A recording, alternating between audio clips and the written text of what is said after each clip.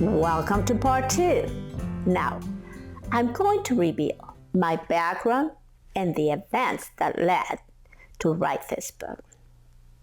I am pretty average. I have had multiple careers and I have had multiple marriages. I have 2 grown children. No grandchildren yet, unfortunately. I moved to Austin in 1986 and I live in Lakeway since 2010. I am a retired kindergarten teacher and a life coach. What we probably don't have in common is this. I was born and raised in Mexico. And I had attempted suicide. And I was called by the Holy Spirit to write the book about my life so others can have hope and avoid my mistakes. That brings us to why we're here today. The book I was called to write. Creating an Extraordinary Marriage After Divorce. It chronicles my life from a troubled childhood through 2 failed marriages, followed by a journey of self-awareness, healing, and faith. A journey precisely choreographed by God to intersect with Charles' own journey. In my book, I feel events and emotions about my life that only a handful of people knew, even within my family. Let me share an example. My second husband was bipolar, and I have lost my children. One thing I could not bear. In desperation, I drove to a deserted road strewn with discarded furniture, ironically appropriate for my state of mind.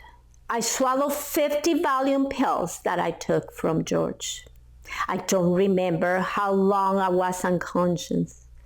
More than 24 hours later, I was found by a tow truck driver and rushed to the emergency room. I should have died. 50 Valium in my system over 24 hours. I wanted to die, but God had another plan.